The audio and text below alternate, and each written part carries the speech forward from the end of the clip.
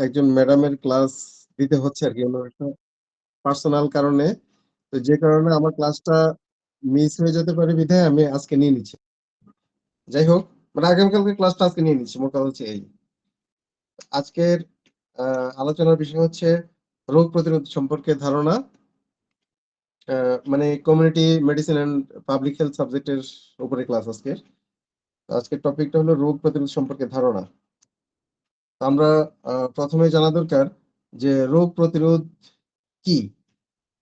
রোগ প্রতিরোধ হচ্ছে এখানে আসলে ২ টা বিষয়। একটা হচ্ছে রোগ প্রতিরোধ এবং আরেকটা হচ্ছে রোগ নিয়ন্ত্রণ। তো রোগ প্রতিরোধ আ হচ্ছে এমন একটা ব্যবস্থা যাতে করে একক বা একটি জনগোষ্ঠী কোনো রোগ দ্বারা আক্রান্ত না হয় এবং সামাজিক কিংবা দেশের জনজীবন বিপন্ন না করে থাকে।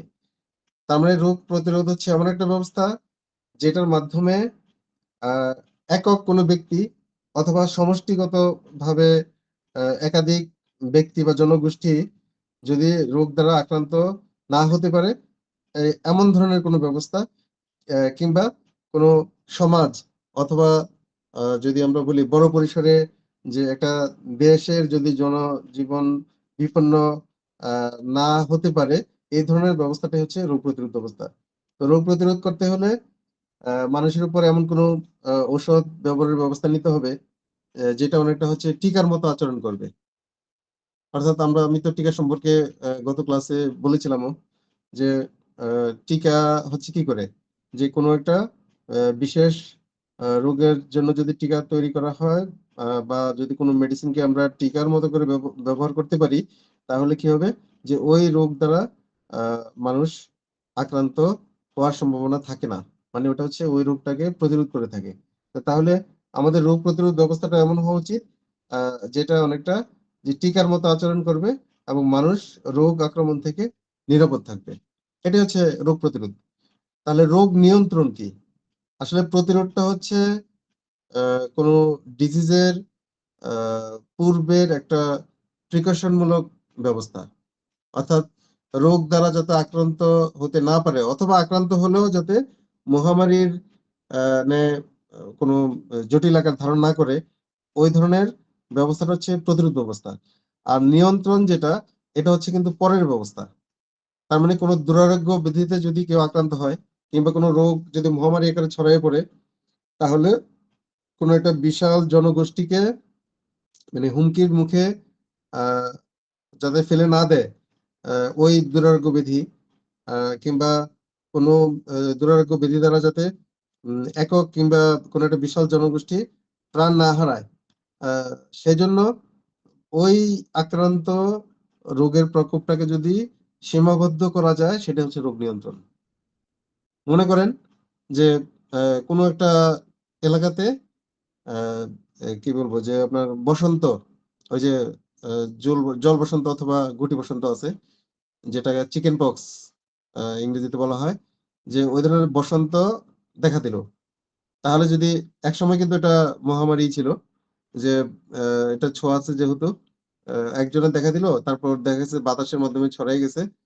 আরো ২ জন, ৪ জন, ৫ জন এভাবে একটা এলাকা জুড়ে পুরা সবাই আক্রান্ত হয়ে গেছে। এবং এতে করে দেখা গেছে অসংখ্য মানুষ প্রাণও হারাইছে। যে কারণে এটা মহামারী ছিল। এখন আর অবশ্য মহামারী না, কারণ এগুলোর চিকিৎসা ভালো চিকিৎসা বেরিয়ে গেছে। তো আমি যেটা বলতে চাচ্ছি যে এই ধরনের ব্যাধি দ্বারা আক্রান্ত হয়ে যদি দেখা যায় যে যেখানে একটা বিশাল জনগোষ্ঠী প্রাণ হারানোর সম্ভাবনা থাকে অথবা একটা বিশাল জনগোষ্ঠীর স্বাস্থ্যহানির ঝুঁকি থাকে, তাহলে ওই রোগটাকে যদি সীমাবদ্ধ করা যায়, সীমাবদ্ধ মানে কি? যে এটাকে যদি আর বাড়তে দেওয়া না হয় বা এটার প্রকোপ থেকে যাতে আ অসংখ্য মানুষ বেঁচে যায় ওইটার প্রকোপ থেকে, তাহলে সেই ব্যবস্থাটাই হচ্ছে রোগ নিয়ন্ত্রণ।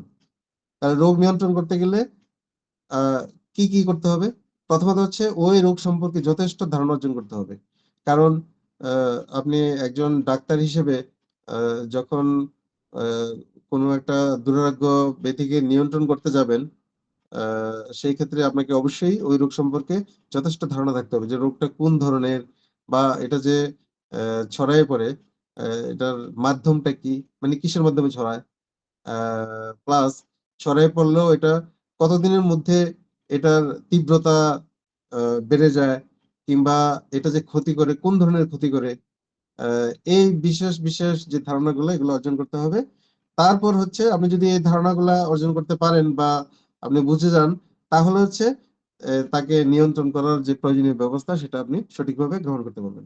তার আমরা কিন্তু এই যে দুইটা জিনিস এখানে দেখলাম, একটা হচ্ছে রোগ প্রতিরোধ আর একটা হচ্ছে রোগ নিয়ন্ত্রণ। তো যেমন আমেরিকাতে একটা ইয়ে আছে, সিডিসি বলে, সেন্টার ফর ডিজিজ কন্ট্রোল। মানে এগুলো হচ্ছে ইন্টারন্যাশনাল কিছু সংস্থা, যারা হচ্ছে এই ধরনের দুরারোগ্য ব্যাধি বা মহামারী আকারের যে সমস্ত ব্যাধিগুলো আছে, ওইগুলা দ্বারা যদি কোনো একটা অঞ্চল বা কোনো দেশ বা কোনো সমাজ বা একটা বিশাল জনগোষ্ঠী যদি আক্রান্ত হয়, তখন ওই ধরনের সেন্টারগুলো কাজ করে থাকে। কি কাজ করে? যে ওই রোগটাকে কিভাবে নিয়ন্ত্রণ করা যায়, অর্থাৎ ওই রোগ দ্বারা যাতে মানে বেশি মানুষ আক্রান্ত হয়ে মানে প্রাণ হারাতে না হয়, সেই ব্যবস্থাগুলো গ্রহণ করে থাকে। ওই জন্য এটার নামই হচ্ছে সেন্টার ফর ডিজিজ কন্ট্রোল, মানে রোগকে নিয়ন্ত্রণ করে। তো আমার মনে হয় যে আপনাদের এই রোগ প্রতিরোধ এবং রোগ নিয়ন্ত্রণ দুইটা সম্পর্কে মোটামুটি হলো ধারণাটা পরিষ্কার হয়েছে নাকি? কোনো সমস্যা আছে বুঝতে এখানে? রোগ প্রতিরোধ কি না আর রোগ স্যার, নিয়ন্ত্রণ কি? ঠিক আছে মানে স্যার, বুঝতে প্রতিরোধ, পেরেছি। হ্যাঁ, রোগ প্রতিরোধ হচ্ছে আগে আগে মানে সচেতন সচেতন হইতে হবে, মানে আগেই ব্যবস্থা নিতে হবে যাতে আক্রান্ত জি। না হয়। নিয়ন্ত্রণ হচ্ছে যে আক্রান্ত হয়ে গেছে, কিন্তু সেটার মাধ্যমে যাতে অসংখ্য মানুষ প্রাণ না হারায়, কিংবা সেটার মাধ্যমে যাতে মানুষের মানে খুব ক্ষতিকর ভাবে স্বাস্থ্যহানি না ঘটে, সেটাকে নিয়ন্ত্রণ করতে হবে।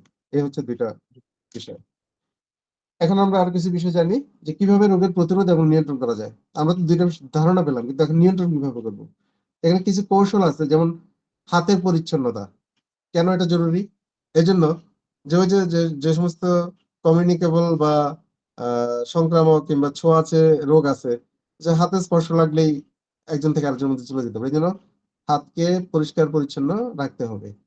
তারপর ব্যক্তিগত সুরক্ষামূলক সরঞ্জাম। ব্যক্তিগত সুরক্ষামূলক সরঞ্জাম বলতে, যেমন যদি আমি এমন কোনো একটা এলাকায় যাই অথবা পাবলিক কোনো প্লেসে যাই, যেখানে আপনাদের এই ব্যাপারে তো যথেষ্ট ধারণাই আছে যে কিছুদিন আগে যেহেতু সারা বিশ্বব্যাপী কোভিড এর একটা আক্রমণ হয়েছিল, যে আমরা মাস্ক ব্যবহার করেছি মুখে। কি জন্য? যে ওটা যে কারো হাঁচির মাধ্যমে অথবা কারো কি বলবো যে নিঃশ্বাসের মাধ্যমে যদি দেখা যায় ভাইরাসটা অন্য কারো ওই যে নাকের মুখের কাছে আসে, তাহলে ওদিক দিয়ে কিন্তু ভিতরে চলে যেতে পারে। তো সেজন্য ওখানে ব্যক্তিগত সুরক্ষামূলক সরঞ্জাম হিসেবে আমরা মাস্কটা হচ্ছে কমন, যে সবাই ব্যবহার করেছি। এছাড়াও যারা ডাক্তার হিসেবে স্বাস্থ্যসেবা প্রদান করেছে, ওনারা আরো অনেক কিছু ব্যবহার করেছে, যেমন অ্যাপ্রন পরেছে, তবে নরমাল অ্যাপ্রন না, প্রোটেক্টিভ। তারপরে হ্যান্ড গ্লাভস পরেছে, এই ধরনের। এগুলো হচ্ছে ব্যক্তিগত সুরক্ষামূলক সরঞ্জাম। তারপর হচ্ছে পরিষ্কার করা। পরিষ্কার করা বলতে আপনি খাবারের যে প্লেট, এটাকে খাবার খাওয়ার আগে ভালোভাবে পরিষ্কার করে নিতে হবে।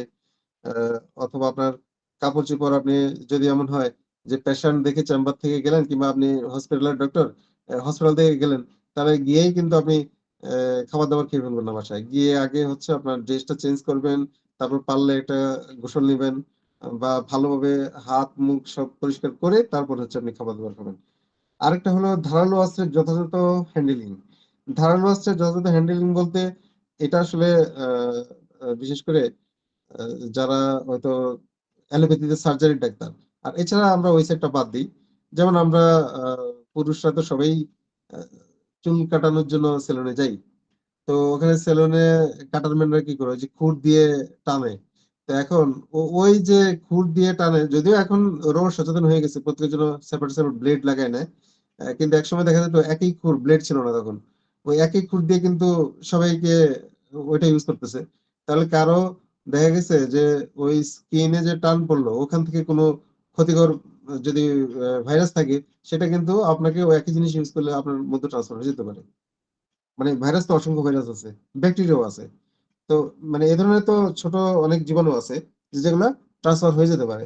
তো অথবা মনে করেন যে আপনার ইয়ে করতে গিয়ে একটু কেটে ফেললো, তাহলে তো আরো আরো মারাত্মক, যেটা আপনার শরীরে ব্লাডে চলে যেতে পারে। তাহলে এই ধরনের যে ধারালো অস্ত্রের যথাযথ হ্যান্ডেলিং এবং নিষ্পত্তি মানে হচ্ছে বলা হচ্ছে যে এই ধরনের যদি কোনো কিছু হয়, তাহলে সেখানে সাবধান থাকতে হবে, মানে এগুলো ব্যবহার নিয়ে আর কি। তো এগুলো স্বাস্থ্য পরিষেবা সংস্থাগুলিতে সংক্রমণ প্রতিরোধ এবং নিয়ন্ত্রণের প্রথম সারির পদ্ধতি এবং সংক্রমণের বিস্তার কমানোর জন্য একটি অপরিহার্য কৌশল হিসেবে নিয়মিতভাবে প্রয়োগ করা হয়। এই যে আমি প্রশ্নটা লিখেছি কিভাবে রোগের প্রতিরোধ এবং নিয়ন্ত্রণ করা যায়। তো দেখা গেছে যে যারা ওই যে রোগ নিয়ন্ত্রণ বা প্রতিরোধ সংস্থা আছে এই স্বাস্থ্য ডিপার্টমেন্টে, এদের প্রথম সারির যে কৌশলগুলাই হচ্ছে এগুলা। এই যে হাতের পরিচ্ছন্নতা বিষয়ে সচেতন করা, ব্যক্তিগত সুরক্ষামূলক সরঞ্জাম ব্যবহার সম্পর্কে সচেতন করা, পরিষ্কার পরিচ্ছন্নভাবে চলা, কিংবা খাবারের যে সমস্ত সরঞ্জামাদি ব্যবহার করা হয় এগুলো পরিষ্কার পরিচ্ছন্ন করে তারপর ব্যবহার করা ইত্যাদি। কোন পরিস্থিতিতে মানুষকে রোগ সংক্রমণের ঝুঁকিতে ফেলে? মানে কোন পরিস্থিতিগুলো সাধারণত রোগ সংক্রমণের জন্য সুবিধাজনক? যেমন পানি। পানি খুব ভালো একটা মাধ্যম যেটার মাধ্যমে খুব সহজে রোগ সংক্রমিত হতে পারে। তার কারণ হলো আহ সাধারণত কমিউনিকেবল ডিজিজ বা সংক্রামক ব্যাধি বা ছোঁয়াচে রোগ যেগুলা, ছোঁয়াচে বলা হয় মানে শব্দ থেকে বোঝা যাচ্ছে যে যেটা ছোঁয়ার মাধ্যমে যেতে পারে। আসলে ছোঁয়া বলতে যে ট্রান্সফার হওয়ার মিডিয়ামটা খুব ইজি, যে আপনি স্পর্শ করলেও যেতে পারবে।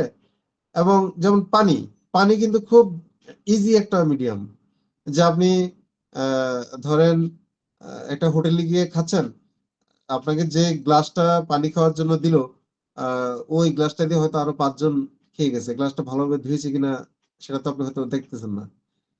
কিংবা ধুইলেও স্বাভাবিকভাবে জীবাণু তো জীবাণুই, ওগুলো কিন্তু খুব সহজে নরমালি ধুলে নাও যেতে পারে।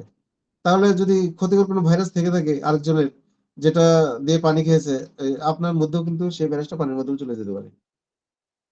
স্যানিটেশন, যেটা হচ্ছে যেমন এখন অনেক উন্নত হয়ে গেছে গ্রামগুলো। একসময় বিভিন্ন গ্রামগঞ্জে স্যানিটারি ল্যাট্রিন ছিল না, মানে স্বাস্থ্যসম্মত পায়খানা ছিল না। ওপেন জায়গায় ওরা বাথরুম ইউজ করতো। কিন্তু এখন দেখা গেছে অলমোস্ট বেশিরভাগ গ্রামগুলোই হচ্ছে যে আপনার স্যানিটেশনে অনেক আগায় গেছে। আর শহর তো আছেই। এছাড়াও শুধু আপনার স্যানিটারি ল্যাট্রিন থাকলে হবে না। আপনার ওখানকার যে ব্যবস্থাটা আবার উন্নত কিনা সেটাও দেখতে হবে। আপনি ল্যাট্রিন ইউজ করলেন কিন্তু দেখা গেল যে মানে আফটার ডিসচার্জ আপনি হাত ধোয়ার জন্য কোনো সাবান অথবা হ্যান্ড ওয়াশ ইউজ করলেন না। তাহলে কিন্তু লাভ হলো না। আপনার ল্যাট্রিন স্যানিটারি হয়ে লাভ কি? আপনি তো পরবর্তী যে কাজগুলা ওগুলা তো স্বাস্থ্যসম্মত না। তো সেখানে কিন্তু স্যানিটেশন থাকতে হবে।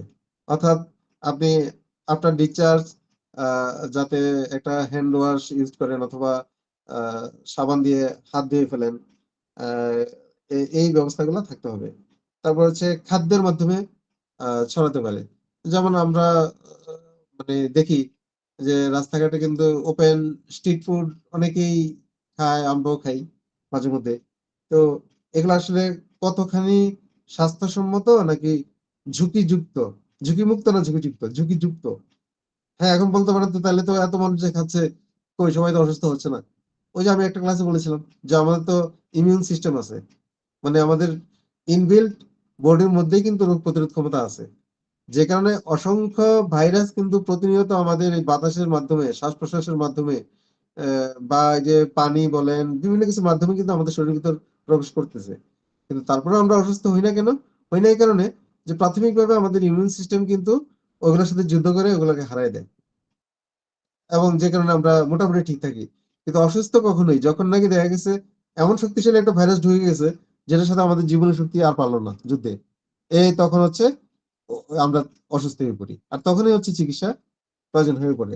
তো এজন্য বললাম যে এই যে মানে স্ট্রিট ফুড বা ওপেন খাবার-দাবার আমরা খাই, আ সেই ক্ষেত্রেও মানে সচরাচর খাচ্ছি, বিভিন্ন সময় আমরা অসুস্থ হচ্ছি না। কিন্তু তারপরে একটু পরিবেশটা মাথায় রেখেই আ খাওয়া উচিত। মনে করেন আপনি এমন একটা এরিয়াতে গেলেন যে স্লাম এরিয়া, মানে যেটাকে বাংলা বলা হয় বস্তি এলাকা। বস্তি এলাকার পাশেই দেখা গেল যে ফুচকা বিক্রি করতেছে। আপনি ওখান থেকে সুন্দর আরামসে ফুচকা কিনে খেলেন। হয়তো সাথে, সাথে কিছু হলো না। আ একটা কথার কথা যে হয়তো ২ দিন পর দেখা গেল যে আপনার লুজ মোশন হয়ে হয়তো একেবারে ডায়রিয়া হয়ে গেছে। মানে এ এটা মানে পরবর্তীতে দেখা গেল যে আপনার এমিবিক ডিসেন্ট্রি হয়ে গেছে। মানে এমিবা প্রবেশ করে ফেলছে। এবং এটা হওয়াটা খুবই স্বাভাবিক। কারণ হচ্ছে মানে বস্তি এরিয়া গুলা একটু অস্বাস্থ্যকর থাকে এবং সেখানে জীবাণুর প্রকোপটা একটু বেশিই থাকে। তো সেজন্য আমি বললাম যে ওটা ওই যে স্থান কাল পাত্র আপনাকে চিন্তা করে আপনাকে খাদ্যটা যে আপনি গ্রহণ করবেন সেটা স্থান কাল পাত্র সেটা বুঝে আপনাকে গ্রহণ করতে হবে। তারপরে বায়ুর আহ গুণমান সংক্রামক রোগের সংক্রমণে মানে হচ্ছে যে বাতাসের মাধ্যমে কিন্তু অনেক ডিজিজ ছড়াই যেতে পারে। এমনিতেই তো যেমন আমাদের সিটির যে বাতাস, এই বাতাস হচ্ছে দূষিত, মানে লিড আছে সীসা, এটা তো এমনিই দূষিত, এবং যে কারণে শহরে যারা বাস করে তাদের মধ্যে আহ অনেকেরই একটা অ্যাজমাটিক টেন্ডেন্সি থাকে, মানে অ্যাজমার সমস্যা থাকে। তার কারণ হচ্ছে বাতাসের মধ্যে সীসা আছে। এছাড়াও অনেক ক্ষতিকর অনেক কিছুই আছে উপাদান, যেগুলো মানে আপনার এই যে লাংস এর ডিজিজের জন্য খুব সহায়ক। আর এছাড়াও আপনি নির্মল বাতাস পাচ্ছেন কিনা যেখানে বসবাস করতেছেন। যদি দেখা যায় আপনার আশপাশে অনেক ইন্ডাস্ট্রি আছে, তাহলে তো অবশ্যই বাতাস নির্মল হবে না। সেখানে কলকারখানার ধোঁয়া বর্জ্য এগুলা বাতাসকে দূষিত করতেছে। প্লাস বর্জ্য যখন আপনার বিভিন্ন কারখানা থেকে আহ, মানে ফেলতেছে, ওখানে তো জীবাণু ছড়াছড়ি, এবং ওই বাতাসের মাধ্যমে ওই জীবাণু কিন্তু আপনার যদি বাসা ওখানে হয়, তাহলে দেখবেন যে আপনি ঘন ঘন অসুস্থ হচ্ছেন। তার কারণ ওই জীবাণু বাতাসের মাধ্যমে আপনার মধ্যেও কিন্তু প্রবেশ করতেছে। তাহলে এই যে কোন পরিস্থিতিতে মানুষ মানে সংক্রমণের ঝুঁকিতে পড়ে, আমরা পরিস্থিতিগুলা সম্পর্কে একটু ধারণা পেলাম। এখন দেখি যে সংক্রামক রোগ কি, যেটা আমি বারবার বলছি যে কমিউনিকেবল ডিজিজ, সংক্রামক ব্যাধি, অথবা ছোঁয়াচেও বলা যায়। উপরে একটা ছবি আমার দেওয়া আছে। ছবিটার মধ্যে কিন্তু দেখেন ছবিগুলা যদি আপনি আলাদা আলাদা ভাবে চিন্তা করেন, এক একটা ছবি কিন্তু এক একটা জিনিস নির্দেশ করতেছে।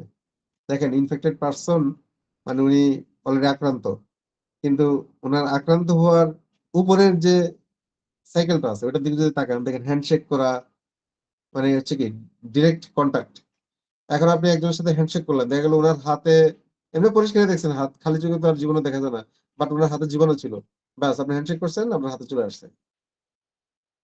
আবার তার পরবর্তী ছবিটা যেটা একটা রোমান্টিক ছবি, এগুলো মানে ঢাকা সিটিতে মাঝে মধ্যেই চোখে পড়ে আমাদের, বাট এটা তো রোমান্টিসিজমের মধ্যে থেকে ঘটনাটা ঘটে যাচ্ছে, কিন্তু এখানে কিন্তু মানে কার যে বডিতে কি আছে কেউই হয়তো জানে না।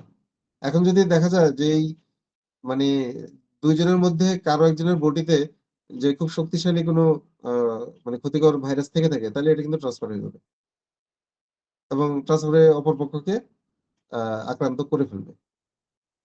আচ্ছা, তারপরে মাঝখানের তার মানে নিচের যে লেয়ারটা বাতাসের মাধ্যমেও সংক্রামিত হওয়ার, এটা তো বললাম যে এটা একটা মাধ্যম, এটার মধ্যে সংক্রামিত হওয়ার পসিবিলিটি আছে। আরেকটা হচ্ছে ওই যে ইনডাইরেক্ট কন্টাক্ট, দেখেন একটা গ্লাস, চায়ের কাপ, এটা ইনডাইরেক্ট কন্টাক্ট এর জন্য বলা হচ্ছে। ওই যে যেটা আমি এক্সাম্পল দিলাম যে আপনি কোনো একটা রেস্টুরেন্টে চা খেলেন বসে, আপনি যে চা খেলেন যে কাপটা দিয়ে, আপনি কিন্তু প্রথম ব্যক্তি না, ওটা দিয়ে আরো অনেক মানুষই চা খেয়েছে, যদিও ওরা হয়তো দেখা গেছে একটা বলের মধ্যে পানি আছে কমনলি নিয়ে ওটার মধ্যে ডুবে তারপর আবার ওটাতেই চা দিচ্ছে, কিন্তু ওই বলের পানিটা তো 10 বার ডুবাইলে ওই একই পানি রয়ে গেছে, তো জীবাণু তো ওটার মধ্যেই আছে, আপনি তো আর সেটা দেখতেছেন না, আপনি তো চা খাচ্ছেন। তো ঠিক সেম ব্যাপার পানির গ্লাস। তো এটা হচ্ছে ইনডাইরেক্ট কন্টাক্ট, যে আক্রান্ত ব্যক্তি, তার সাথে আপনি সরাসরি কন্ট্যাক্টে যাচ্ছেন না, বাট একটা মাধ্যম দিয়ে আপনার মধ্যে কিন্তু তার জীবাণু চলে আসতে পারে, এটা ইনডাইরেক্ট কন্ট্যাক্ট। তবে হ্যাঁ, আমি যে কথাগুলো বলছি এখন এই যে সংক্রামক ব্যাধি, তার সোর্স বা এগুলা নিয়ে, এতে করে আবার সাবধান, আমি মানে আপনাদেরকে এটা বলবো যে আপনারা কিন্তু আবার ওই যে সূচিবায়গ্রস্ত হয়ে যাবেন না। মানে যে কোনো কিছু ধরলেন 10 বার করে তারপর হাত ধুবেন, কিংবা কারো টাচে গেলেন গিয়ে গোসল করে ফেলবেন, এটা কিন্তু আবার একটা মেনিয়া আর কি, ওটাতে আবার কনভার্ট হয়ে যান না। তবে সচেতন হওয়া ভালো। আহ তারপরে নিচের লেয়ারটা যেটা ওই যে ফুডের মাধ্যমে, একই ব্যাপার, ওই যে প্লেট, আপনি রেস্টুরেন্টে খেলেন, আপনি প্রথম ব্যক্তি না যে প্লেটে খাচ্ছেন, এটার মাধ্যমেও হতে পারে। আর হচ্ছে কিছু ইনসেক্ট বা পোকামাকড় দিয়েও হয়, যেমন মসকিউটো, মানে মশা কামড়ালে, ওই একজন কি বলবো যে ম্যালেরিয়ার পেশেন্টকে কামড়ে আসছে, তারপর হচ্ছে আবার এসে আপনাকে কামড়েছে, বাস আপনার ম্যালেরিয়া হয়ে গেল। আসলে ইন্টারেস্টিং ব্যাপার হচ্ছে কি, যে মশায় কামড়ালে ম্যালেরিয়া হয় না, ম্যালেরিয়ার জীবন ওটা আসলে মানে কি বলবো, মশার মধ্যে থাকে না, ম্যালেরিয়ার জীবন ওটা সেপারেট। কিন্তু ওই মশা সাধারণত যেহেতু মানুষের রক্ত খায়, আহ সেজন্য ওই মশা যদি কোনো ম্যালেরিয়া আক্রান্ত রোগীকে কামড়ে এসে আবার আপনার একজন সুস্থ মানুষকে কামড়ায়, তাহলে সে ম্যালেরিয়া আক্রান্ত হবে, কারণ জীবাণুটা সে নিয়ে আসছে, সে হচ্ছে বাহক। মশা কিন্তু তার নিজের মধ্যে ম্যালেরিয়া জীবাণু পোষ না, সে হচ্ছে আসলে বাহক। হ্যাঁ, তো ওই সে মানে রক্ত খেতে গিয়ে দেখা গেছে যে জীবাণুটাকে ট্রান্সফার করে দিচ্ছে। এইভাবে মশা বা অন্যান্য পোকাও হতে পারে, যে মাধ্যমে যাদের মাধ্যমে জীবাণু ছড়াতে পারে। তারপর হচ্ছে ওই যে কুকুর কামড়ালে সেক্ষেত্রেও তো আপনি রোগাক্রান্ত হতে পারেন। এগুলো হচ্ছে মানে বিভিন্ন পোকামাকড়, জন্তু ইত্যাদির মাধ্যমে আর কি। যাই হোক, তো এই ছবিটা হচ্ছে মানে ওভারঅল একটা আহ, সংক্রামিত হওয়ার যে মিডিয়াম বা মাধ্যম বা বাহক, এগুলো সম্পর্কে ধারণা পাওয়া গেল, বা এগুলো সম্পর্কে ধারণা পাওয়া গেল। তো আমরা সংক্রামক রোগ বলতে কি বুঝি, মানে সেই সব রোগকে বোঝায় যে রোগ একজন থেকে আরেকজনের শরীরে ছড়িয়ে যেতে পারে, এবং এই ছড়িয়ে পড়া শুধু মানুষ থেকে মানুষ নয়, পশু পাখি থেকে মানুষে, পশু পাখি থেকে পশু পাখির মধ্যে, কিংবা মানুষ থেকে পশু পাখির মধ্যে ছড়িয়ে যেতে পারে। মানে এটা নট ইন সেম ক্যাটাগরি, মানে সেম ক্যাটাগরি লাইফস, এটা হচ্ছে ডিফারেন্ট ক্যাটাগরি লাইফস এর মধ্যে হতে পারে। ওই যে যেটা বলা হচ্ছে, পশু পাখি থেকে মানুষের মধ্যে হতে পারে, আর পশু পাখি থেকে পশু পাখির মধ্যে হতে পারে। যেমন এই যে কোভিড সম্পর্কে কিন্তু অনেক ধরনের আমরা গল্প শুনেছি। বেশিরভাগ শুনেছি এটা, যে চায়নাতে মানুষ সামুদ্রিক মাছ খেয়েছিল, এবং সামুদ্রিক মাছ থেকে হচ্ছে প্রথম এই যে করোনা ভাইরাসটা আহ, মানুষের মধ্যে আসে। তারপর হচ্ছে আবার মানুষ থেকে মানুষে ছড়িয়ে পড়ছে। তো তাহলে এই যে সংক্রামিত রোগ, এটা একটা প্রমাণ। তো এই সংক্রামক রোগের উপর আমাদের বাংলাদেশ সরকারের প্রতিরোধ, নিয়ন্ত্রণ এবং নির্মূল, তিনটা। একদম আমি প্রথমেই আজকের ক্লাসে কিন্তু প্রতিরোধ এবং নিয়ন্ত্রণ নিয়ে বলছি। আর একটা হলো নির্মূল। নির্মূল মানে কি, একেবারে ওই রোগটাকে কি বলবো, বিনাশ করে দেওয়া, যে ওই রোগটা নাই বললেই চলে, এরকম আর কি করে দেওয়া। এই তিনটার জন্য আইন আছে। আইন 2018 বাংলাদেশ সরকারের, এবং এই আইনটা হচ্ছে 61 নম্বর আইন।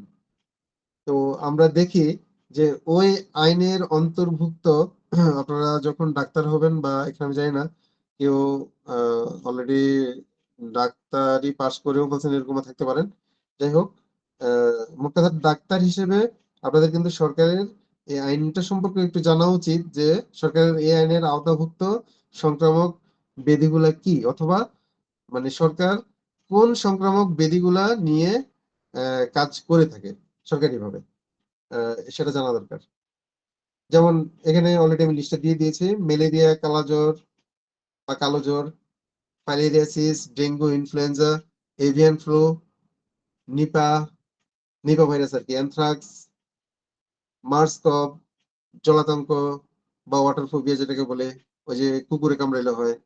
তারপর জাপানিজ এনকেফেলাইটিস, ডায়রিয়া, যক্ষা, এবং হচ্ছে রেসপিরেটরি সিস্টেমের কোনো সংক্রমণ, মানে আমাদের শ্বাসতন্ত্র বা শ্বাসনালী সংক্রমণ, এইচআইভি।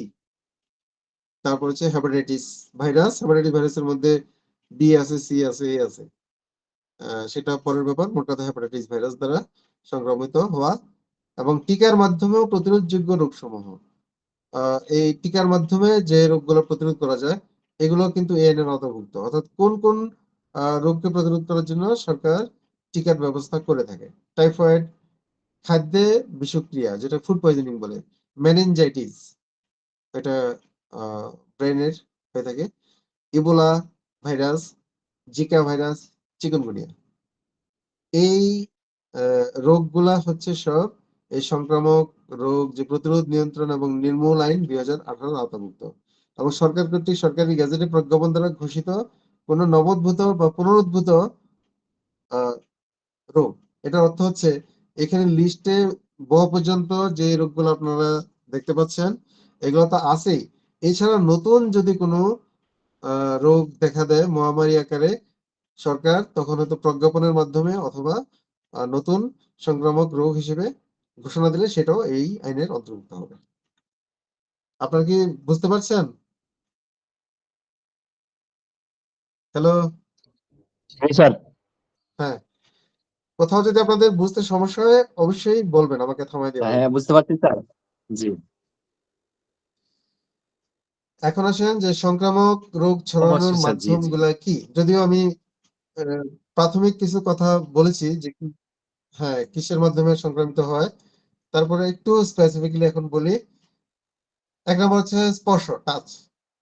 মানে বেশ কিছু সংক্রামক রোগ আছে যেগুলা আ মানে ছোঁয়াছুঁয়ি হইলে আরকি ছড়াতে পারে। ওই রোগের জীবাণুগুলো। যেমন হচ্ছে স্কেবিস বা ছত্রাকজনিত চর্মরোগ। ওই সাধারণত এই চর্মরোগগুলাতে চুলকানি হয় এবং চুলকাতে দেখা যায় ওখান থেকে একটু পানির মতো বের হয় বা কষ জাতীয় বের হয় এবং ওইটা যদি অন্য কারো সুস্থ শরীরে লাগে তখন কিন্তু এই রোগের জীবাণুটা ওখানে ট্রান্সফার হয়ে যাবে এবং ওনারও কিন্তু এই চর্মরোগ হতে পারে।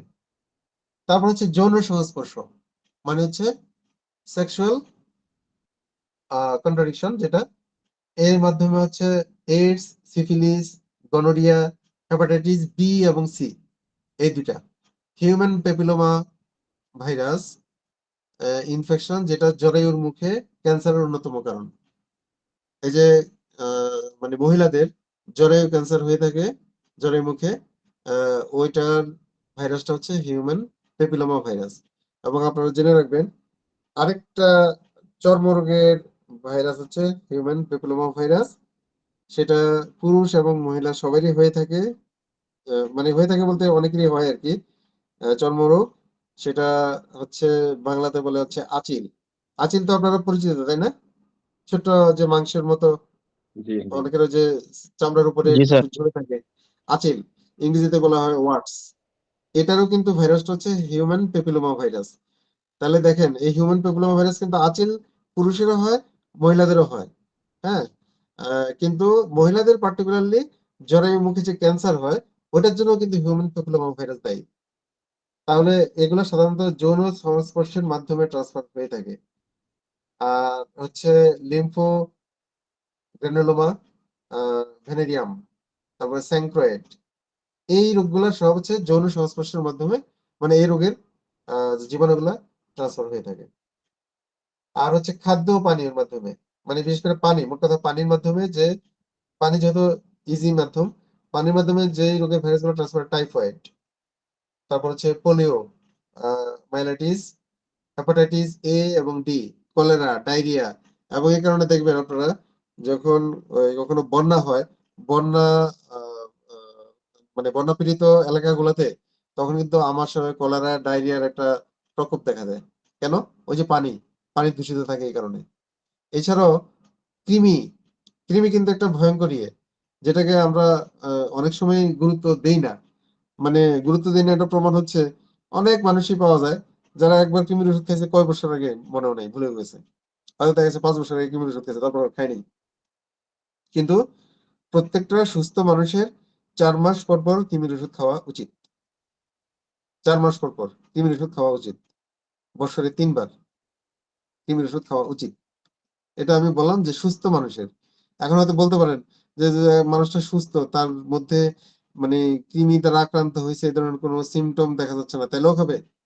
মানে সিমটম বলতে হয় না, কৃমির বিভিন্ন সিমটম কিন্তু দেখা যায়। অনেকের নাক পিলপিল করে চুলকায়, তারপর পায়খানার রাস্তা চুলকায়, তারপর অনেকের বমির ভাব হইতে পারে, অনেকের খাবার হজম হয় না ঠিক মতো, এটাও হতে পারে।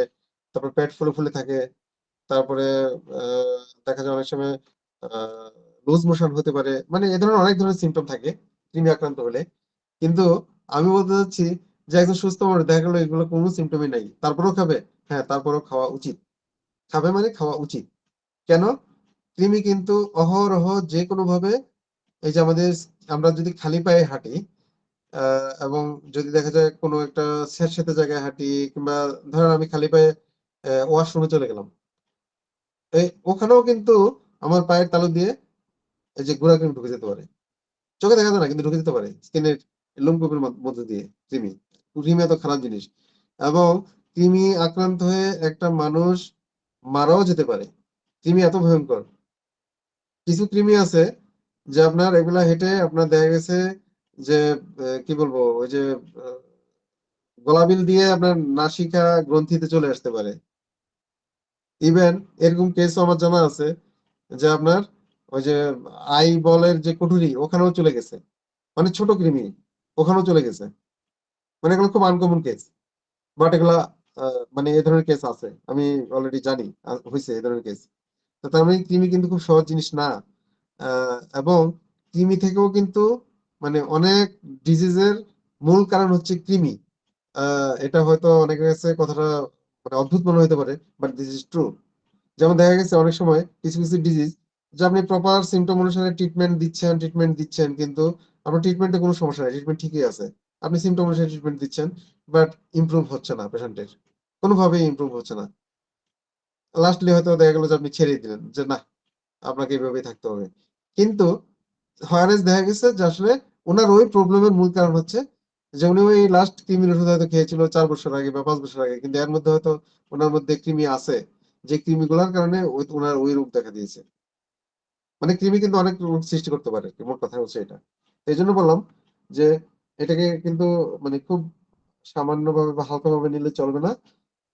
এবং আপনারা যখন প্রফেশনালি ইয়েতে যাবেন তখন আপনার কাছে পেশেন্ট আসলে লিস্ট যেই কারণেই আসুক আহ, ওই মেসেজটা একটু নিয়ে নিবেন যে আপনি কৃমির ওষুধ খেয়েছেন লাস্ট কবে, এবং সে অনুসারে আপনি হয়তো তার যদি মনে করেন যে তার ডিজিজের কারণ হিসেবে কৃমিও হতে পারে, আপনি কৃমির ওষুধও ওনাকে দিতে পারেন। এবং কৃমির বললাম তো যে সিমটম সবসময় আপনি নাও পেতে পারেন।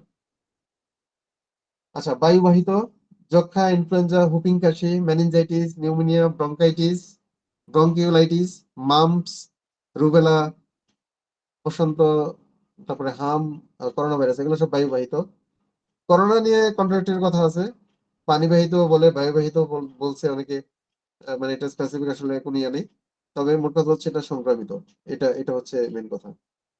ভেক্টর বাহিত যেমন মশা, ওই যে dengue, chikungunya, yellow fever, malaria, filariasis, এগুলা। তারপর মাছি হচ্ছে মানে আমাশয়, কিংবা যেটা উদাহরণে বলে কৃমি সংক্রমণ, কালো জ্বর, এগুলো আর কি। স্লিপিং সিকনেস মানে বসে বসে ঝিমাবে, এরকম মানুষও কিন্তু আমি পাইছি।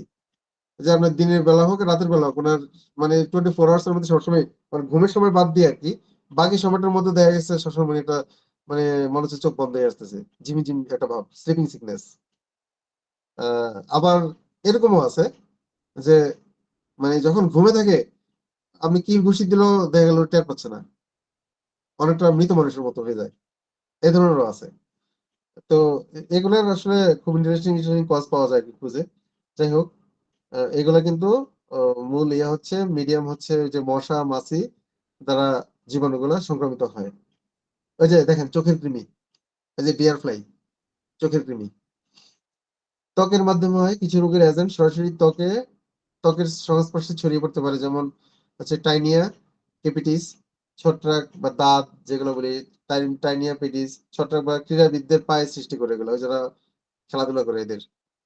তো যাই হোক, এই 6টা হচ্ছে মূলত সংক্রামক রোগ ছড়ানোর মেন মাধ্যম। আরো অনেক ধরনের মাধ্যম আছে, কিন্তু এই 6টাকে খুব জোরালো মাধ্যম হিসেবে চিহ্নিত করা হয়েছে আর কি। এখন কারণগত শ্রেণীবিভাগে যদি আমরা যাই, যেমন ব্যাকটেরিয়া জনিত যে রোগগুলো হয়ে থাকে, যক্ষা, ধনুষ্টঙ্কার, টাইফয়েড, কলেরা। আর ভাইরাল মানে যেগুলা এগুলো হচ্ছে ইনফ্লুয়েঞ্জা, তারপর যে রোটা ভাইরাল ডায়রিয়া হয়ে থাকে, তারপর ভাইরাল হেপাটাইটিসও হয়, এইডস, হাম, রুবেলা, এগুলা। আর ছত্রাক জনিত হচ্ছে বিভিন্ন চর্মরোগ আছে, ফুসফুসের সংক্রমণও হয় ছত্রাক জনিত, মস্তিষ্ক এবং মস্তিষ্কের আবরণ সংক্রমণ, মানে মাথার যে স্কিন, ওগুলো ছত্রাক জনিত হয়। যে আপনার কি বলবো ডেনড্রাফ মানে খুশকি, খুশকি কিন্তু ব্যাকটেরিয়া জনিত কারণেও হয়, ছত্রাক জনিত কারণেও হয়। দুইটা কিন্তু দুই জিনিস, ব্যাকটেরিয়া একটা। আচ্ছা, এখন ধরেন আপনার কাছে একজন পেশেন্ট আসলো, এসে বলে যে খুশকি, আপনি হয়তো বড় জোর দেখলেন একটু চুল সরে যে হ্যাঁ, ওখানে শুষ্ক শুষ্ক সব চামড়া উঠে, বা বড় জোর আপনি জিজ্ঞেস করলেন যে আমার মাথা কি চুলকায়, তারপর আপনি খুশকির একটা মেডিসিন দিয়ে দিলেন, মানে আপনার এই অনুসারে ডায়াগনোসিস অনুসারে আপনি একটা মেডিসিন দিয়ে দিলেন। বাট আপনার ওটাও কিন্তু বোঝা উচিত যে উনার যে খুশকি, এটা কি ছত্রাক জনিত কারণ নাকি ব্যাকটেরিয়া জনিত কারণ? এবং আরো কিছু জানা উচিত, সেটা হচ্ছে যে ওনার যে মাথার স্কিন বা চামড়া, সেটা পর্যাপ্ত পরিমাণে প্রোটিন পাচ্ছে কি না। মানে শুধুমাত্র ব্যাকটেরিয়ার আক্রমণ কিংবা ছত্রাকের আক্রমণে যে খুশকি হবে ওইটাও না। যদি এমনও হয়ে থাকে যে আপনার মাথার স্কিন পর্যাপ্ত পরিমাণে প্রোটিন পাচ্ছে না, সেই ক্ষেত্রেও কিন্তু খুশকি হতে পারে। তো কাজেই আহ, আপনার কিন্তু ওই জিনিসগুলো সিমটমের পাশাপাশি আপনার ওই জিনিসগুলো কিন্তু দেখতে হবে। নতুবা শুধু সিমটমের উপর বেস করে যদি আপনি মেডিসিন দেন, হয়তো ট্রিটমেন্ট হবে কিন্তু সেক্ষেত্রে কিন্তু সময় আপনার বেশিও লাগতে পারে। কিন্তু যদি আপনি সেই সাথে কিছু স্পেসিফিক কজ আপনি বের করে নিতে পারেন যে আসলে এটার সাথে আরো সূক্ষ্মভাবে যে কি কারণ আছে, সেটা যদি আপনি একটু বের করে নিতে পারেন, তাহলে দেখা যাবে আপনি আরো প্রপার মেডিসিন যদি অ্যাপ্লাই করেন, কম সময়ে কিন্তু আপনার পেশেন্ট সুস্থ হয়ে যাবে। তো আহ, এবং এটা হচ্ছে আমি বলবো যে চিকিৎসার খুবই একটা আহ, ভালো দিক আর কি। এই যে প্রোটিন জনিত, যেমন ম্যাড কাউ, ক্রসফিল্ড, জ্যাকব, এগুলা হচ্ছে কারণ। আমি শ্রেণী বিভাগটা দেখালাম আর কি। এখন সংক্রমণের ঝুঁকি, মানে কারা বেশি সংক্রমণের ঝুঁকি বলতে এখানে যে কোন মানুষরা সংক্রামক ব্যাধি দ্বারা মানে সংক্রমিত হওয়ার ঝুঁকি থাকে, কারা। যেমন ডায়াবেটিস রোগী, মানে যারা ডায়াবেটিস রোগী এরা সংক্রামক ব্যাধি দ্বারা বেশি সংক্রমিত হয়। তারপর জন্মগত স্বল্প রোগ প্রতিরোধ ক্ষমতা সম্পন্ন ব্যক্তি, যারা বাইবর্ন, দেখা গেছে যে ওদের প্রিভেন্টিভ পাওয়ার কম বা ইমিউন সিস্টেম উইক, ওরাও কিন্তু খুব ঘন ঘন সংক্রমিত হয়। দেখবেন যে প্রায় মানে এরা জ্বর জ্বর একটা ইয়ে ফিল করে, জ্বর হয়, প্রায় জ্বর হয় কিংবা ঠান্ডা লাগে, এই ধরনের প্রায় প্রায় দেখা যাবে, দেখবেন যে আপনি প্রায় হচ্ছে এদের লুজ মোশন হয়। তো এই যে বিষয়গুলা, তার মানে মূল কারণটা কি যে ওদের যেহেতু প্রতিরোধ ক্ষমতা কম, ওই যে জীবাণুগুলা যখন শরীরে প্রবেশ করে আর ওই প্রতিরোধ ক্ষমতা এই জীবাণুর সাথে যুদ্ধ করে পারে না, তখনই ওরা অসুস্থ হয়ে পড়ে। তো তার মানে আমরা পেয়ে গেলাম যে ডায়াবেটিস এর রোগী যারা, এরাও কিন্তু বেশি বেশি সংক্রমিত হয়। তারপর যাদের রোগ প্রতিরোধ ক্ষমতা কম এরাও বেশি বেশি সংক্রমিত হয়। আর কিছু রোগেও শরীরের রোগ প্রতিরোধ ক্ষমতা কমে যায়, যেমন এইডস, যক্ষা, কালোজ্বর, ক্যান্সার। যেমন এই রোগগুলো যদি কারো শরীরে থেকে থাকে, তখন দেখা গেছে অন্য কোনো সংক্রামক ব্যাধি আক্রমণ করলে সেই ব্যাধি দ্বারা খুব সহজেই আক্রান্ত হয়। কারণ হচ্ছে এই রোগগুলা থাকার কারণে তার রোগ প্রতিরোধ ক্ষমতা কমে যায়, রোগ প্রতিরোধ করতে পারে না। তাছাড়া ছোট শিশু যারা থাকে বা অতি বৃদ্ধ যারা থাকে, এদের তো এমনিতেই মানে প্রিভেন্টিভ পাওয়ার কম, তো ওদের সংক্রমণের একটু ঝুঁকি থাকে।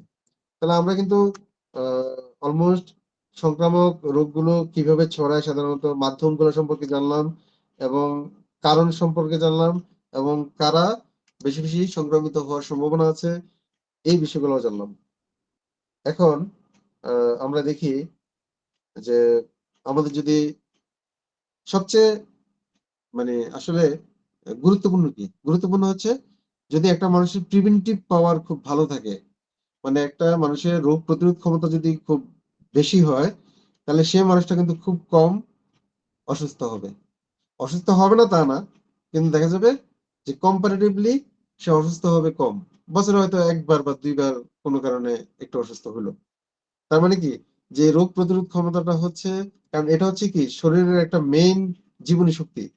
তো এটা যদি আমরা ক্ষমতাটা বাড়াইতে চাই, কিংবা আমরা যদি একটু সচেতন হই যে আমাদের শরীরে যে রোগ প্রতিরোধ ক্ষমতা আছে ওই ক্ষমতাটা যাতে কোনোভাবে নষ্ট না হয়, সেদিকে যদি একটু সচেতন হই, তাহলে কিন্তু আমাদের অসুস্থ হওয়ার টেন্ডেন্সিটা কমে যাবে। তো সেজন্য আমাদের মানে কোন দিকে খেয়াল রাখা উচিত বা কোন কোন বিষয়গুলো মেনে চলা উচিত। যেমন প্রথমত হচ্ছে ছেলেদের ধূমপান থেকে বিরত থাকতে হবে। ছেলে কেন, মেয়েরও আজকাল, মডার্ন মেয়েরও আমি নিজ চোখেই দেখছি অনেক জায়গায় যে সিগারেট খায়, এটা ওনাদের ফ্যাশন। তো সেটা যাই হোক, ছেলে হোক আর মেয়ে হোক, ধূমপান থেকে বিরত থাকতে হবে। এবং ধূমপান না শুধু, নেশাজাত দ্রব্য যা আছে সেগুলো প্রত্যেকটা থেকেই বিরত থাকতে হবে। ইভেন অনেকে যেমন পান খায়, পান তো খায় খায়, পানের সাথে কিন্তু একদম মাল মশলা অনেক কিছু দিয়ে খায়। জর্দা, খড়, মানে হাকিমপুরি বাবা, ভাই, জর্দা যা আছে আর কি, সবকিছু মিক্স করেই খায়। তো ওইটা মানে খেতে গিয়ে যেটা হয়, এবং ওনাদের মানে অনেকের মুখের ভাষ্য যে ওই পান খেয়ে নাকি ওনার হজম ভালো হয়। তারপরে অনেকে বলে আমার দাঁত এখনো অনেক শক্ত এই পান খাওয়ার কারণে, কিন্তু পান খাওয়া ছেড়ে দিলে নাকি হজমে গন্ডগোল দেখা দেয়। আসলে এগুলোর সাথে এগুলোর কোনো সম্পর্ক নাই। মানে কখনো জীবনে যে তামাক পাতা কিংবা জর্দা বা খড় যে হজমে সাহায্য করে, এটা আমার মনে হয় ঠিক না। এটা হচ্ছে অনেকটা মানসিক সেটআপটা হয়ে যায় আর কি ওনাদের। যেমন যারা সিগারেট খায়, অনেকে বলে সিগারেট না খেলে বাথরুম হয় না, কিংবা অনেকে বলে যে সিগারেট খেলে টেনশন কমে যায়। কিন্তু আসলে এগুলোর সাথে মানে ইয়ে কোনো সম্পর্ক আছে কিনা আমার জানা নেই। তবে মোট কথা হচ্ছে যে ধূমপান বা যেকোনো নেশাজাত দ্রব্য গ্রহণ করা থেকে বিরত থাকলেই নিজকে অনেকটা সুস্থ রাখা সম্ভব। এবং আরেকটা হলো যে ধূমপানটা কিন্তু, যিনি ধূমপান করেন তার আশপাশে ওই ধূমপানের যে ধোঁয়াটা, আশপাশে যারা থাকবেন ওনারা কিন্তু আরো বেশি ক্ষতিগ্রস্ত হয়। যেমন অনেকে বলে যে কেন, ওই লোক তো সারা জীবন ধূমপান করছে, কই ওনার তো ক্যান্সার হয়নি। ধূমপান করলে যে ক্যান্সার হতে হবে এটা নট নেসারি, যদিও মানে বিভিন্ন বিজ্ঞাপনে বলে থাকে যে ধূমপান হচ্ছে ক্যান্সারের জন্য মানে এটা বিশেষ কারণ বা মূল কারণ। আসলে দেখেন যে ওখানে ধূমপানে যে নিকোটিনটা থাকে, আপনি যখনই একবার টান দিবেন ওই নিকোটিনটা গিয়ে লাংসের মধ্যে প্রথমে একটা দাগ ফেলে দেয়। এটার প্রমাণ হচ্ছে আপনি যদি একদম স্বচ্ছ পানির মধ্যে ধূমপান করে মানে ওই ধোঁয়াটা ফু দিয়ে ফেলেন, দেখবেন পানির কালারটা একটু একটু খয়েরি কালার হয়ে গেছে। বা কোনোভাবে যদি পানির মধ্যে পাস করাতে পারেন ওই ধোঁয়াটা, তাইলেই বুঝতে পারবেন। তো এই যে নিকোটিনটা, এই নিকোটিনটা লাংসে গিয়ে প্রথম দাগ ফেলে। ইভেন দীর্ঘদিন খেতে খেতে যেটা হয়, ওই ফুসফুসে ফোসকা তৈরি হয়। এখন ব্যাপারটা হলো ক্যান্সার যে জীবাণু ম্যালিগন্যান্ট সেল, আহ এটা আসলে কি? ম্যালিগন্যান্ট সেলের অনেক বৈশিষ্ট্য আছে, মানে ক্যান্সার অনেক বড় চ্যাপ্টার, এটা পড়াইতে গেলে মানে এক সপ্তাহ বললেও শেষ হবে না। যাই হোক, আমি সিম্পলি একটু বলি যে ক্যান্সার সাধারণত ধরা পড়ে কখন, যখন দেখা যায় কারো একটা কোনো জায়গায় একটা টিউমারের মতো হইলো। এবং দেখা গেছে অনেক মানুষ এরকম হইতেছে কপালের মধ্যে একটা টিউমার, ও টিউমার নিয়ে কিন্তু অলরেডি উনি বেহেস্তে চলে গেছেন, হয়তো মারা গিয়ে বেহেস্তে চলে গেছেন। উনি সারা জীবনেও কিছু হয়নি, সমস্যা হয়নি, ওই টিউমার কপালের মধ্যে ফুলেছিল ছিল। আবার এরকমও দেখা গেছে অনেকের যে টিউমার হয়েছে ছোট্ট একটা জায়গায়, এটা কোনো কারণে একটু ফেটে গেছে বা একটু চুলকাইছিল, এই যে ইনফেকশন হইলো, তারপরে ক্ষত হইলো, বাস এবার তারপর টেস্ট করে দেখা গেল ক্যান্সার ধরা পড়ছে। তো আমি যেটা বলতে চাচ্ছি সেটা হচ্ছে সাধারণত ক্যান্সার ধরা পড়ে এ ধরনের যখন কোনো ইনফেকশন তৈরি হয়, তখন ক্যান্সার ধরা পড়ে। যতক্ষণ ইনফেকশন তৈরি না হয় সাধারণত ততক্ষণ পর্যন্ত ধরা পড়ে না, বা স্বেচ্ছা যদি কেউ টেস্ট করে তখন হয়তো ধরা পড়ে। মানে এখন সাধারণত অনেক সময় দেখা গেছে অনেকের বিভিন্ন জায়গায় টিউমার হলে আহ যেমন অ্যালোপ্যাথিতে গেলে ডাক্তাররা অপারেশনের কথা বলে, কিন্তু তার আগে হয়তো বলে যে একটা বায়োপসি করতে হবে, মানে ওখান থেকে একটু মাংস কেটে নিয়ে টেস্ট করতে হবে ক্যান্সারের জীবাণু আছে কিনা, অথবা এফএনএসি বলে একটু রস নিয়ে টেস্ট করে দেখতে হবে ক্যান্সারের জীবাণু আছে কিনা। যদি জীবাণু পাওয়া যায় তাহলে তারপরে হচ্ছে ওই যে রেডিও থেরাপি দেয়, কেমোথেরাপি দেয়, বিভিন্ন কিছু দেয়, আর কেটে হয়তো ওইটাকে ফেলে দেয় এরকম। তো এখন আমি যেটা বলতে চাচ্ছি যে এই যে যিনি সিগারেট খেলো সারা জীবন, ওনার লাংসের মধ্যে ফুসকা পড়লো, কিন্তু ওই ফুসকা যদি অক্ষত অবস্থা থাকে তাহলে ওনার কিন্তু সারা জীবনও হয়তো কিছু হবে না।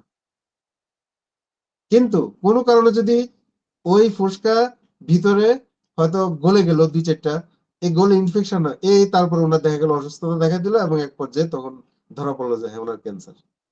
তাহলে আমি এটা বলতে চাচ্ছি এই কারণে, ওই যে অনেকে বলে কই এই লোক তো সারা জীবন সিগারেট খেয়েছে, ওনার তো কিছু নেই, ওনার তো ক্যান্সার হয়নি। ক্যান্সার হয়েছে কি হয় না সেটা বুঝবি কি করে? ওনার হয়তো দেখা গেছে ওই যে ফোসকা পড়ছে ভিতরে, ওই ফোসকা জীবনও গলে নেই, বেঁচে গেছে।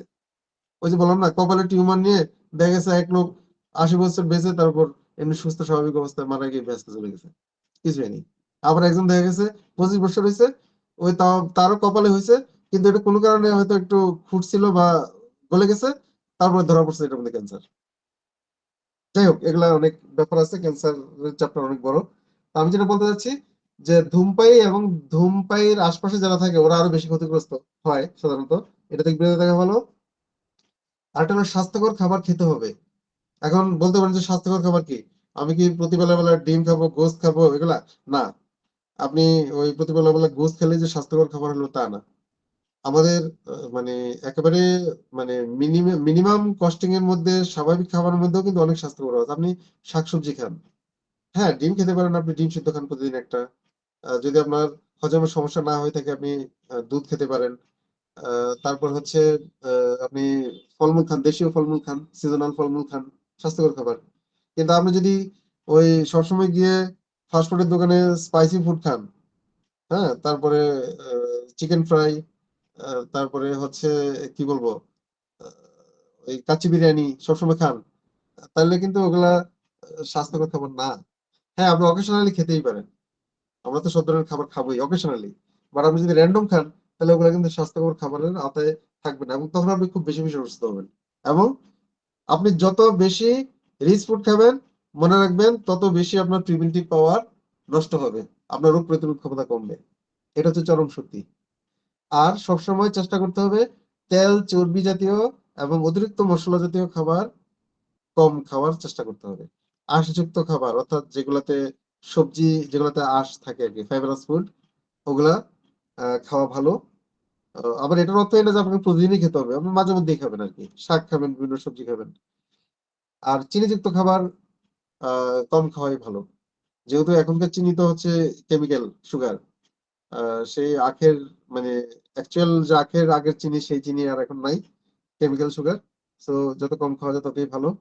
আরেকটা হলো চা কফি যেমন আমরা খাই, আহ সেটা খান মাঝে মধ্যে, আহ কিন্তু খুব র্যান্ডমলি যদি সবসময় খান, যে আপনার একদিনে হচ্ছে 3 বেলা বা 4 বেলা আপনি খেলেন হচ্ছে 12 বার, সেই ক্ষেত্রে তো আপনি সুস্থ থাকবেন না, আপনার কিছুদিন পর গ্যাস্ট্রাইটিস দেখা দিবে। গ্যাস্ট্রাইটিস দেখা দেওয়ার পর হয়তো দেখা গেল এক সময় যে আপনার লিভারের সমস্যা দেখা দিল, তারপর আপনার পাইলস, ফিস্টুলা, এনাল ফিশার, অনেক কিছু হতে পারে। যাই হোক, কিন্তু চা কফি আহ ওইখানেও উপকারী উপাদান আছে, ক্যাফাইন আছে, কফিতে ক্যাফাইন আছে, যেটা যারা আহ যাদের নাকি কি বলবো রেসপিরেটরি সিস্টেমের সমস্যা আছে, শ্বাসকষ্টের সমস্যা আছে, ওদের জন্য বা যাদের পেইনের সমস্যা আছে, ওদের জন্য ক্যাফাইন উপকারী। কিন্তু সেটা হচ্ছে আহ, মাত্রা অতিরিক্ত হওয়া যাবে না, এই জন্য চা কফি খুব বেশি খেতে নেই আর কি। প্রতিদিন শারীরিক পরিশ্রম করতে হবে। যদি সবসময় বসে বসে থাকলে, আরাম এসে থাকলে, এই তখন কিন্তু রোগ প্রতিরোধ ক্ষমতা নষ্ট হয়। এই জন্য আপনাকে একটু কায়িক শ্রম করতে হবে, একটু হাঁটাহাঁটি করা, তারপর আপনি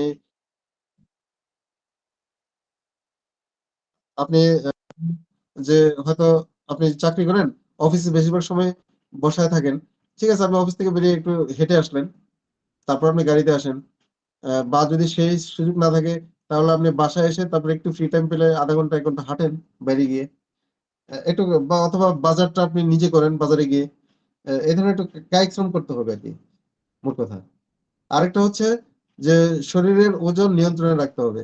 তো এখানে শরীরের ওজনের সাথে আমাদের কিন্তু বিএমআই একটা টার্ম আছে মেডিকেলে, বডি মাস ইন্ডেক্স। এই জিনিসটা নিয়ে আমি আরেকটা ক্লাসে আপনাদেরকে বলবো, গুরুত্বপূর্ণ। যদিও আমরা সবসময় কিন্তু বলি যে হ্যাঁ ওজন, ওজন কম, ওজন কমাতে হবে, ওজন কমাতে হবে, কিন্তু ওজনটা কমে কত করতে হবে সেটা কিন্তু কিছু মেজারমেন্ট আছে, এবং সেটা আসলে মূলত বিএমআই দিয়ে হিসাব করতে হয়। তো এটা নিয়ে আমি একটা ক্লাস করাবো, এটা আপনাদের জানা দরকার মনে করি আমি। আরেকটা হচ্ছে মানসিক চাপ কমাতে হবে, যে শুধু শুধুই মানে অহেতুক বিষয় নিয়ে টেনশন ফিল করাটা উচিত না আর কি। বা সবসময় যেকোনো জিনিসকে জটিল ভাবে না ভেবে একটু সহজ ভাবে ভাবার চিন্তা করাই ভালো। কারণ মানসিক দুশ্চিন্তা হচ্ছে অনেক রোগ সৃষ্টির কারণ। এতে করে যেমন অনেকের হাই ব্লাড প্রেশার হয়ে যায়, হাই ব্লাড প্রেশার হওয়ার পরে তার অনেক কিছু হতে পারে, যেমন কার্ডিয়াক ডিজিজ হতে পারে, ইভেন ব্রেন স্ট্রোক করতে পারে, অনেক কিছু, কিডনি সমস্যা হয়ে যেতে পারে। আরেকটা হচ্ছে আপনাকে মিনিমাম একটা আওয়ার ঘুমাতে হবে প্রতিদিন। আপনি যদি দেখা গেল দিনেও কাজ করেন, রাতেও সারা রাত ভোর কাজ করেন, কিংবা অনেকে আছে সারা রাত ভোর জেগে ওই ভোরবেলা থেকে দুপুর 12টা পর্যন্ত ঘুমায়। আহ, বলে যে হ্যাঁ আমি তো 6 ঘন্টা বা 7 ঘন্টা ঘুমাইছি। না, তাহলে কিন্তু ওই যে আল্লাহ বলেন, সৃষ্টিকর্তা বলেন, ওই রাত আর দিনটাকে ওইভাবে করে দিতে না, দেখবেন রাতের ঘুম এবং দিনের ঘুমের মধ্যে কিন্তু অবশ্যই পার্থক্য আছে। যাক, এগুলো নিয়ে আমি আরো ক্লাসে বলবো। প্রতিটা জিনিসের উপর কিছু আসলে বলার অনেক কিছু আছে আর কি। তো পর্যাপ্ত পরিমাণে ঘুমাতে হবে, আর হচ্ছে নিজকে পরিষ্কার পরিচ্ছন্ন যতটুকু সম্ভব রাখতে হবে। এবং যেখানে যেখানে স্যানিটাইজ ইউজ করা দরকার স্যানিটাইজ করতে হবে। এই শরীরের রোগ প্রতিরোধ বাড়ানোর জন্য কি কি করতে পারি এই কথাগুলো অলরেডি আমি বলছি, এখানে আমি এবার বুলেট পয়েন্টে দিয়েছিলাম আর কি। আচ্ছা, আরেকটা টার্ম, এটা আজকে ধরবো না, সময় শেষ, এটা আমি আবার নেক্সট ক্লাসে বলবো, এটা গুরুত্বপূর্ণ। আপনাদের যদি কোনো প্রশ্ন থাকে বলতে পারেন। কোনো প্রশ্ন আছে কি? না স্যার, কোনো প্রশ্ন নেই স্যার। স্যার রেকর্ডিং অফ করে দেব কি? আচ্ছা ঠিক আছে, হ্যাঁ জয়ন্ত, রেকর্ডিং অফ করা যায়। তো ধন্যবাদ সবাইকে। কালকে কিন্তু ঠিক আছে আমার এই স্যার। ক্লাসটা হবে না, হ্যাঁ।